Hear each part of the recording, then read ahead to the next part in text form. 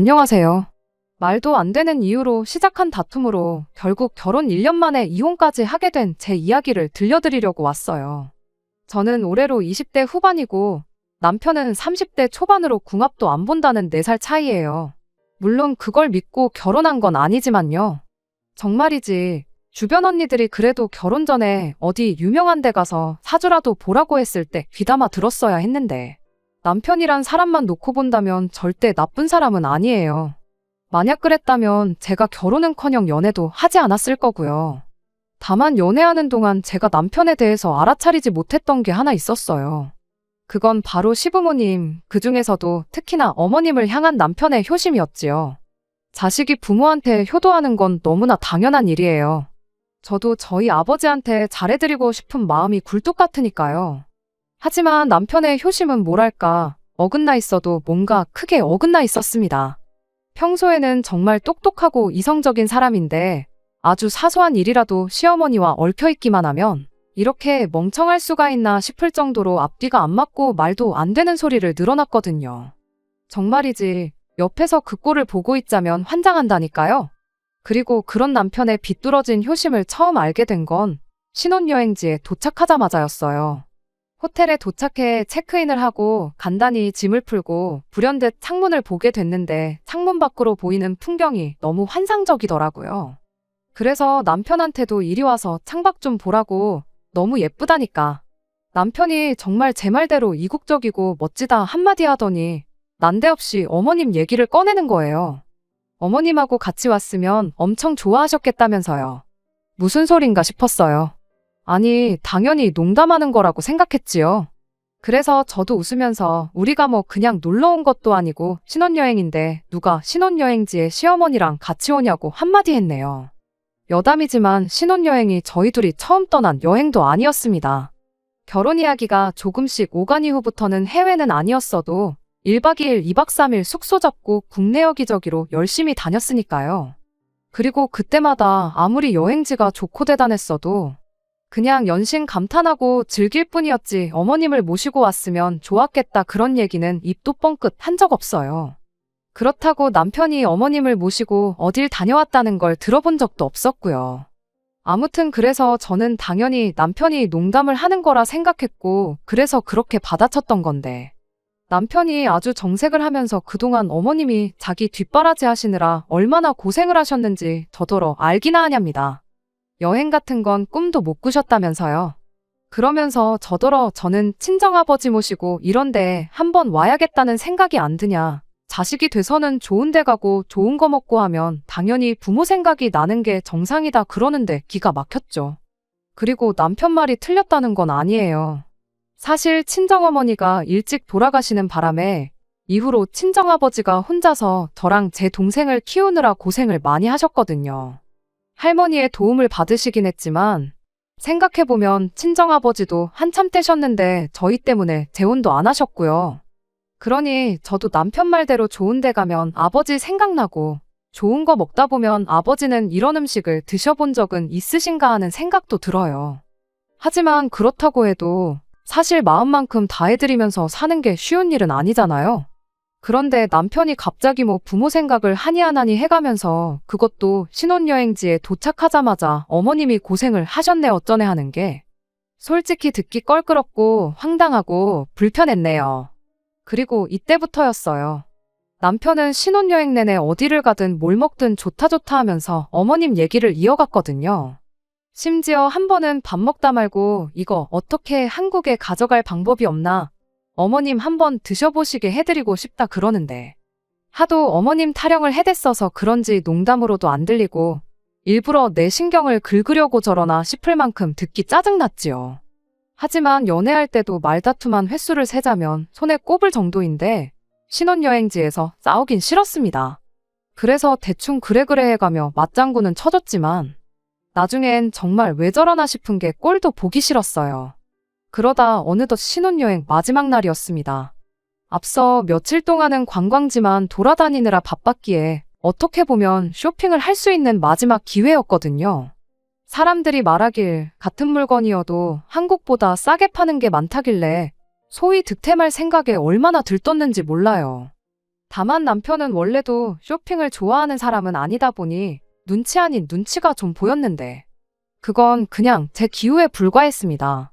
쇼핑몰에 도착하자마자 남편도 여기저기 돌아다니면서 뭘 그렇게 찾아대는지 정신이 없었거든요. 그리고 전 그런 남편의 태도가 의아스럽기도 하고 한편으론 혹시 저한테 뭐라도 사주려고 저러나 싶어서 괜히 기분이 좋았는데 그건 완전한 제 착각이었습니다. 남편은 오로지 어머님 드릴 선물을 고르느라 혈안이 되어 있던 거였죠. 신혼여행 내내 남편이 주구장창 어머님 타령을 해대기도 했고 그러니 그런 남편의 태도를 아예 이해 못할 것도 아니었어요. 저도 아버지 선물로 셔츠랑 벨트 정도는 사갈 생각이기도 했고요. 하지만 남편이 어머님 선물로 어떻겠냐며 저를 이끌고 명품 매장에 들어섰을 땐 정말 이 인간이 미쳤나 싶었습니다. 무려 4,500불짜리와 3,000불짜리 가방을 골라뒀었으니까요. 사람이 기가 막히면 말이 안 나온다고 하잖아요. 제가 딱 그랬어요. 그래서 황당하단 표정으로 남편을 쳐다봤는데 남편은 그런 제 표정을 어떻게 해석한 건지 기왕 사드리는 거 역시 비싼 게 더 좋겠지 그러는 거예요. 그리고는 급하게 점원을 찾는데 저희가 신혼여행을 갔을 때 환율이 보통이 아니었어요. 그 가방값을 한국 돈으로 환산하면 남편 2달치 월급에 육박했으니까요. 그렇다고 저희가 돈이 넘쳐나는 상황이었냐 하면 전혀 아니었습니다. 이미 대출도 있었고 그걸로 꽤나 골머리를 썩고 있었죠. 하지만 사람들만은 쇼핑몰에서 비싼 햇산에 해가며 말다툼하긴 싫고 그러다 문득 어디선가 봤던 게 생각이 났어요. 상대가 얼토당토하는 짓을 할 때는 거울 치료가 효과가 직방이라고요. 그래서 저도 남편이 지금 얼마나 말도 안 되는 소리를 하는지 느끼게 해줘야겠다 싶어서 남편을 데리고 명품 시계 매장에 갔어요. 그리고 제가 착각했던 것처럼 남편도 눈이 반짝반짝한 게 제가 자기 뭐라도 사주려고 들어왔다고 생각하는 눈치대요. 그래서 하나 골라보라고 했더니 어머님 가방만큼이나 비싼 걸 딱 집는 거예요. 그래서 저도 남편이 그랬던 것처럼 역시 시계도 비싼 게 좋겠지 하고는 우리 아버지 드릴 선물은 이거면 되겠다 했습니다. 그랬더니 남편이 보인 반응이 웃기지도 않았어요. 닭튀기는 장인어른이 이렇게 비싼 시계가 뭐가 필요하냐면서 정색을 해댔으니까요. 그리고는 자기가 벌써 저희 아버지 드릴 선물을 사뒀다면서 주머니에서 열쇠고리를 꺼내는데 정말 이때는 사람들이고 뭐고 그냥 뺨 한 대 시원하게 날리고 싶은 심정이었죠. 하지만 정말 차마 그럴 순 없어서 올라오는 화를 꾹꾹 눌러 참으며 우리 아버지더러 그걸 어디다 쓰시라는 거냐 물었어요. 아버지 댁 현관도 비밀번호로 들어가는 도어락이고 차도 스마트키인데 그걸 어디다 쓰냐고요. 그랬더니 장인어른 가게 셔터 내릴 때는 자물쇠 쓰시지 않냐며 그 자물쇠 열쇠에다가 달면 딱일 것 같다나요. 그러면서 그럼 절대 그 열쇠 잃어버릴 일은 없으실 거라고요. 뻔뻔한 남편의 태도에 저도 더는 참을 수가 없었습니다. 그래서 오빠 말 잘했다고 그렇게 치면 마트에서 일하시는 어머님은 명품백이 뭐가 필요하시냐 받아쳤지요. 그러면서 어머님한테는 머리핀 하나 사드리자 했어요. 시식 코너에서 일하시는데 머리를 풀어헤치고 일하실 순 없으니까 아주 짱짱한 핀으로 하나 사드리면 되겠다고요. 거울 치료가 효과가 좋다는 말은 다 뻥입니다. 대신 서로 더 기분 나쁘게 만드는 효과는 좋대요. 결국 남들 다 보는 앞에서 언성만 높였고 사려고 했던 건 아무것도 사지도 못한 채 호텔로 돌아왔어요. 마지막 날이라고 분위기 괜찮은 레스토랑도 예약했었는데 그것도 취소하고 호텔 밖으로 나와서는 열받는다고 굶을 수도 없는 노릇이라 가까운 패스트푸드점에 가서 햄버거를 시켰지요. 그리고 곧이어 나온 햄버거를 한 입 크게 베어문 순간 신혼여행지에서 이게 다 무슨 일인가 싶은 게 눈물이 절로 나대요. 아무튼 그렇게 식사를 마치고 나서 방으로 돌아왔는데 남편도 대충 저녁을 때웠는지 벌써 방에 와 있더라고요. 하지만 말 한마디도 섞기 싫어서 눈길도 안 주고 씻으러 들어가려는데 남편이 저한테 얘기 좀 하답니다. 그리고 전 그때만 해도 그래도 남편이 반성을 좀 했구나. 자기가 뭘 잘못한 건지 깨닫고 사과를 하려나 보다고 생각했어요. 하지만 이 또한 저희 착각이었습니다. 미안하다고 사과를 해도 받아줄까 말까인데 상황 파악이 전혀 안 된 건지 저더러 너는 뭐가 그렇게 마음에 안 들어서 그러냐며 시비를 걸어왔거든요. 꼭 시시비비를 가리고 설명을 해줘야 이해를 하려나 싶어서 그냥 무시하려다가 저도 한마디 했습니다. 일단 신혼여행지에서 어머님 타령을 해댄 것도 그래 자식된 마음에 그렇게 나올 수도 있지 생각하려고 했다. 그런데 어머님 핸드백으로 4,500불짜리? 그게 말이 되냐. 그리고 그래 100번 양보해서 좀 무리하더라도 좋은 거 사드리기로 했다 치면 우리 아버지는 어째서 열쇠고리냐. 선물을 하려면 양가에 공평하게 해야지. 지나가는 사람 열을 붙잡고 물어봐라. 열이면 열. 전부 다 오빠가 이상한 사람이라고 할 거다. 그랬더니 남편이 말도 안 되는 계산 방식을 들먹거리면서 따지고 들었습니다. 어머님이 저희 신혼집 구하는데 보태라고 돈을 좀 주셨는데 받은 게 있으니 성의 표시는 해야 할 거 아니냐고요. 정말이지 속사정을 모르는 사람은 아마 여기까지만 들었으면 제가 염치가 없고 뻔뻔하다 했을 거예요. 하지만 실상은 이렇습니다. 일단 어머님이 돈을 보태주신 건 맞아요. 2억짜리 집을 구하는데 1억을 해주셨으니까요. 참고로 나머지 1억 중 8천은 대출이고 2천은 남편이 모아온 돈이에요. 그러면 저는 뭐 맨몸으로 시집 왔냐? 절대 아닙니다. 일단 신혼집에 들어간 혼수는 전부 제가 부담했고요. 신혼여행을 포함한 결혼식에 들어간 비용도 제가 모아놓은 돈으로 충당했어요. 게다가 아버지께서 어머니도 안 계신데 괜히 시부모님한테 미운 털 박히면 안 된다고 예단도 시댁에서 요구하시는 거 뭐 하나 빠지지 않게 챙겨주셨습니다. 그뿐인가요? 저랑 남편이랑 같이 타고 다니라고 중형세단도 한 대 뽑아주셨지요. 그러니 비용으로 따지면 정확히 절반은 아니겠지만 그래도 거의 반반 결혼을 한 거나 마찬가지예요. 남편한테 제가 싫은 소리를 들어야 할 입장은 절대 아니었습니다. 그런데 남편은 제가 해간 건 하나 계산도 안 하고 그저 당장 시부모님 통장에서 1억이 빠져나간 것만 가지고 생색을 내니 어찌나 기가 막히던지요. 그래서 저도 제가 해온 것들 전부 조목조목 따져가며 남편에게 들이밀었어요. 그랬더니 남편이 하는 말이 계산을 그렇게 하면 안 된다면서 집은 앞으로 가격이 오를 일밖에 없지만 제가 해온 혼수나 자동차는 시간이 지날수록 가격이 떨어진다고 저더러 감가상각이라고 드러나 봤냐고 빈정거리대요. 남편의 양아치 같은 태도에 어찌나 실망스럽던지. 그래서 남편더러 시부모님께서 지원해주신 그 1억 내가 돌려주겠다 했습니다. 대신 2번 다시는 시부모님한테서 돈을 받았네 어쩌네 소리는 입에 담지도 말라고. 그리고 오빠가 산 그 열쇠고리는 어머님이나 아버님 드려라. 나는 우리 아버지한테 시계 사드릴 거라고요. 그랬더니 남편도 그제서야 입을 다물대요. 하지만 끝끝내 남편은 저에게 사과는 하지 않았고 그렇게 신혼여행의 마지막 밤도 지나갔습니다. 그리고 밤새 저는 결혼식을 올린 지 얼마나 되었다고 이런 일을 내가 겪어야 하나 싶은 게 내가 결혼을 잘못한 건 아닌가 하는 생각만 들었죠. 그리고 그렇게 뜬 눈으로 밤을 지새웠는데 아침이 밝아오자 남편이 저한테 사과를 해왔습니다. 여행 내내 어머님 생각이 많이 나다 보니 자기가 지나쳤던 것 같다면서 다음부터는 이런 일 절대로 없을 거라고요. 그러면서 장인어른 드릴 선물도 열쇠고리 말고 공항 도착하면 면세점에서 제대로 된 거로 골라보자 그러는데 남편 태도를 보아하니 제법 진심인 것 같아서 결국 사과를 받아주었죠. 하지만 지금은 그때 사과를 받아준 게 너무 후회가 됩니다. 차라리 그때 사과를 받아주는 게 아니라 한국 도착하자마자 헤어졌으면 1년이란 시간을 낭비할 필요도 없었을 텐데 싶거든요. 아무튼 남편 말대로 한국행 비행기를 타기 전에 공항 면세점에서 너무 과하지도 않고 너무 성의 없지도 않은 적당한 선물을 샀습니다. 금액도 부담되지 않는 가격대로 양가에 공평하게요. 다만 그때까지만 해도 남편이 공평함이란 개념을 한참 잘못 이해하고 있다는 건 눈치채지 못했고 크게 싸우긴 했지만 결국 화해도 했으니 앞으로 행복하게 결혼 생활 잘하는 일만 남았다고 생각했어요. 그리고 실제로 한동안 결혼 생활 자체만 놓고 보면 나쁘지 않았습니다.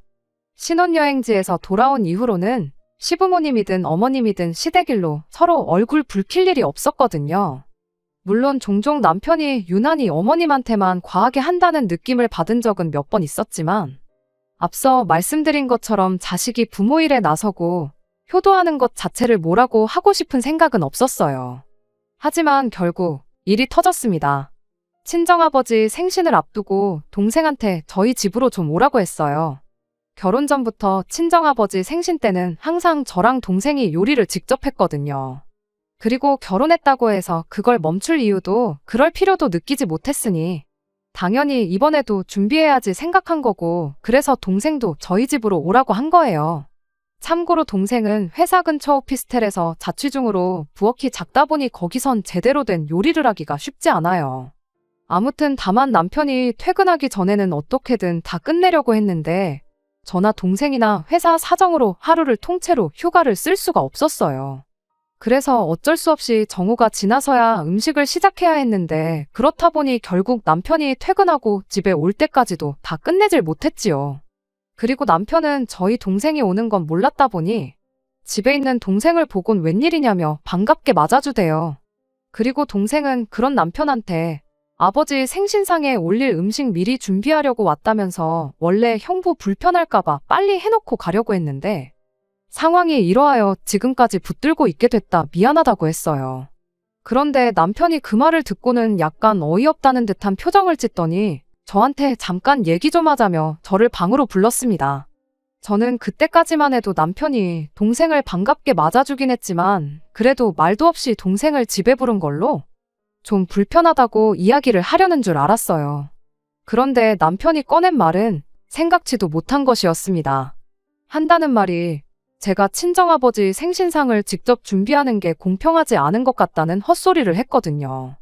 저희가 결혼하고 얼마 지나지 않았을 무렵에 어머님 생신이 있었어요. 그리고 그땐 나가서 외식을 했습니다. 그러니까 남편이 하는 말이 어머님 생신 때는 외식을 했는데 친정아버지 생신은 정성스럽게 직접 요리를 하냐. 말인즉슨 자기 엄마는 정성스러운 생신상을 받지 못했으니 장인어른도 똑같이 나가서 외식을 해야 한다며 그게 공평한 거라나요? 어이가 없어서 헛웃음이 다 나대요. 바로 밖에 동생이 있었는데 동생이 들었을까 겁이 다 나더라니까요. 하지만 할 말은 해야지 싶어서 딱 부러지게 말했습니다. 당신도 직접 어머님 생신상을 정성 들여 차리면 되는 거 아니냐고요. 그랬더니 하는 말이 그게 아니라 친정아버지 생신상을 제가 차린 것처럼 어머님 생신상도 제가 차려야 한다는데. 순간 짜증이 나서 어머님이 오빠를 키워주셨지 나를 키워주신 건 아니지 않냐 받아쳤어요. 그리고는 더는 이런 말 같지 않은 대화를 이어가고 싶지 않아서 이제 그만하고 나와서 뒷정리하는 거 도와주라고. 그러면 당신이 다음번 어머님 생신상 차릴 때 나도 뒷정리는 도와주겠다 말하고 방에서 나왔습니다. 남편도 그러니까 더는 가타부타 말은 안 하고 나와서 도와주기 시작했어요. 동생은 저희가 방에서 무슨 대화를 나눴는지 몰랐으니 퇴근하자마자 와서 뒷정리하는 거 도와주는 남편이 세상 자상한 사람으로 보였나 봐요. 타들어가는 제 속도 모르고 저희 남편한테 최고라 하질 않나, 저한테 결혼 정말 잘했다고 하질 않나. 그리고 결국 동생의 이 오해가 엄청난 일을 불러일으켰어요. 뒷정리까지 마치고서야 남편과 저 그리고 동생까지 세 사람이 식사를 시작했습니다. 그리고는 이런저런 이야기가 오가던 중 동생이 실은 자기가 들어놓은 적금이 하나 있었는데 이번에 그게 만기가 된다면서 그 돈으로 아버지 해외여행을 보내드리고 싶다는 거예요. 그러면서 저랑 남편을 한번 쳐다보더니 같이 가지 않겠냐는데 순간 아차 싶었습니다. 좀 전까지 남편하고 나눈 이야기가 있었으니 이 인간이 또 어떤 헛소리를 할지 보나마나 뻔하다 싶었거든요. 남편은 처제가 같이 가자는데 당연히 같이 가야지 하고 대답을 했고 동생은 잘 됐다면서. 그런데 언니네도 같이 가게 되면 비용이 조금 부족하니까 비행기표랑 숙소비 정도는 언니네가 내달라고 하더라고요.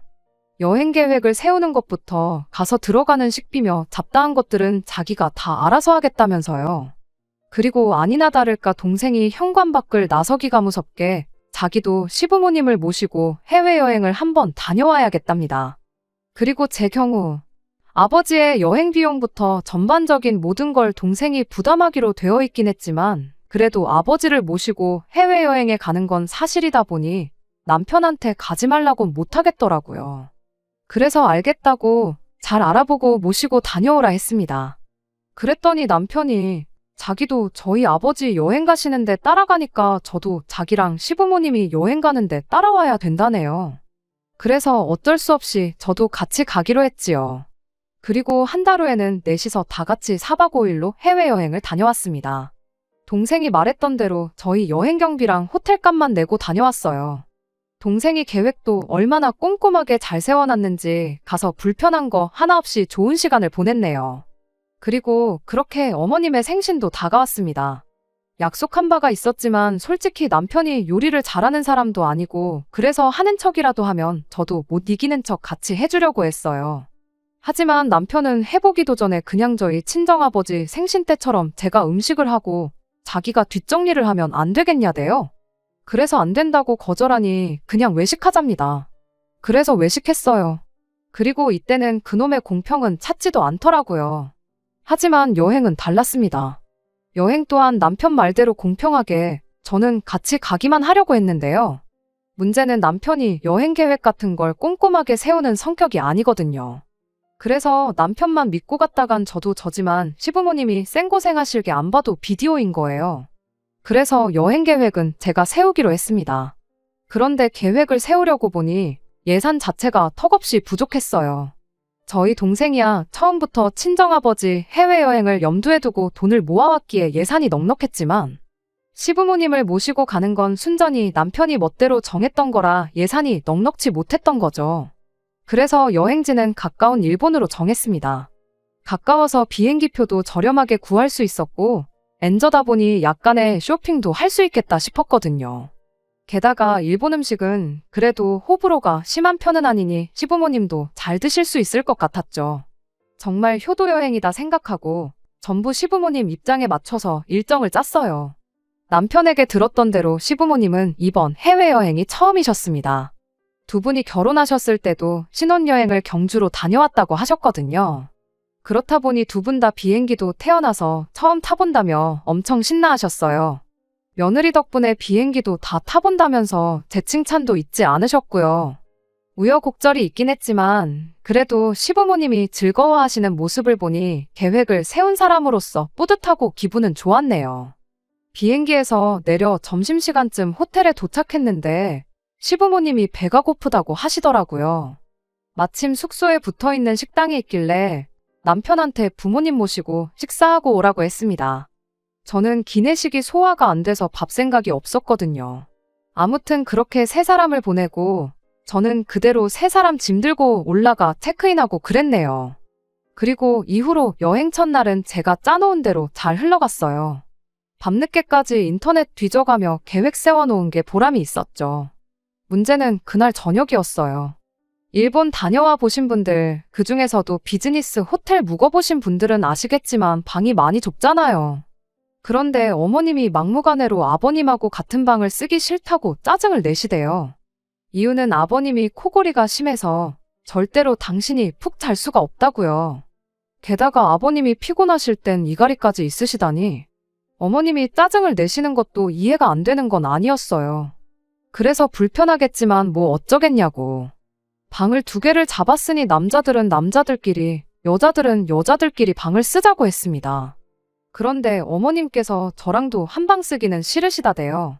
며느리랑 불편해서 어떻게 자냐고요. 그리고는 아들하고 처음 같이 온 해외여행이니까 아들하고 한 방을 쓰시겠다며 우기시는데 그럼 저는 어디 가서 잘한 건가 싶대요? 하지만 어머님께선 저는 아버님이랑 자면 되지 뭐가 문제냐입니다. 그리고는 등 돌리고 자면 되는 거 아니냐고. 아니면 저더러 바닥에서 자래요. 아버님은 허리 디스크 때문에 침대에서 꼭 주무셔야 한다고요. 기가 막혀서 아버님 허리 디스크가 문제가 아니라 애시당초 제가 어떻게 아버님이랑 한 방을 쓰냐고. 그렇게는 못한다고 했어요. 그랬더니 남편이 잠깐 얘기 좀 하자대요. 그리고는 또 공평함을 찾아댔지요. 자기도 지난 여행 때 처제랑 장인어른이랑 여행 갔을 때 장인어른이랑 좋아서 같이 방 쓴 거 아니랍니다.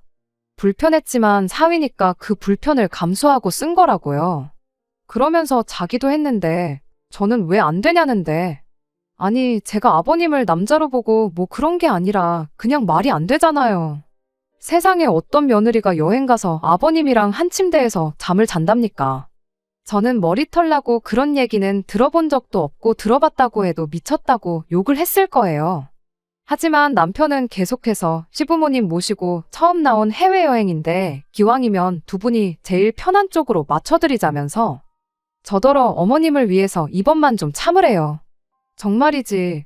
어머님이 저더러 아버님이랑 한 침대를 쓰라는 것도 어이가 없는데 남편이란 인간까지 똑같은 소리를 하고 있으니 이놈의 집구석이 정신이 나갔나 싶은 게 더는 상종을 못하겠다 싶더라고요. 하지만 그래도 어른들이 계시니 참을인자를 되뇌이며 1층 프론트에가 남는 빈방이 있는지 물었어요. 그런데 빈방도 없다대요.